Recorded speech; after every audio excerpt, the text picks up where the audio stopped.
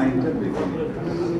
সম্প্রতি ভারতের পার্লামেন্টে ওয়াকফ সংশোধনী বিল আইন পাশ হওয়ায় গুলশানে দলের চেয়ারপারসনের কার্যালয়ে সংবাদ সম্মেলনের আয়োজন করে বিএনপি। প্রিয় সাংবাদিক ভাই ও বোনেরা, আসসালামু আলাইকুম। দলের স্থায়ী কমিটির সদস্য সালাউদ্দিন আহমেদ বলেন, সংশোধিত আইনে ভারতের মুসলমানদের অধিকার খর্ব ও বৈষম্যমূলক আচরণের চেষ্টা করা হয়েছে।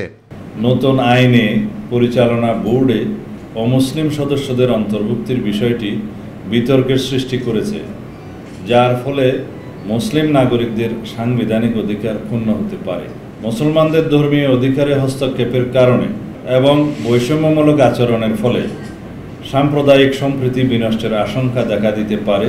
এরকম কোনো পদক্ষেপ রাষ্ট্রীয় পর্যায় থেকে গ্রহণ করা সমীচীন নয় বলে আমরা মনে করি।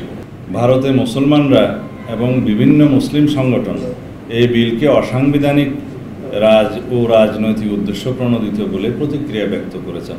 এ আইনের ফলে শত শত বছর আগে প্রতিষ্ঠিত ওয়াকফ জমির উপর নির্মিত মসজিদ ও ধর্মীয় প্রতিষ্ঠানগুলোর ভবিষ্যৎ অনিশ্চিত করে তুলতে পারে বলে আশঙ্কা প্রকাশ করেন তিনি। অল ইন্ডিয়া মুসলিম পার্সোনাল ল বোর্ডের মতে এই আইন ইসলামী ওয়াকফ ব্যবস্থার মূল চেতনার পরিপন্থী। বৃহৎ গণতান্ত্রিক রাষ্ট্রে সকল ধর্মাবলম্বী নাগরিকদের ধর্মীয় অধিকার রক্ষায় রাষ্ট্রের অভিভাবকত্বের ভূমিকাকে সমুন্নত রেখে উক্ত আইনটি ভারত সরকার পুনর্বিবেচনা করবে, আমরা এই আশাবাদ ব্যক্ত করছি। ইউসুফ আলী, মাই টিভি, ঢাকা।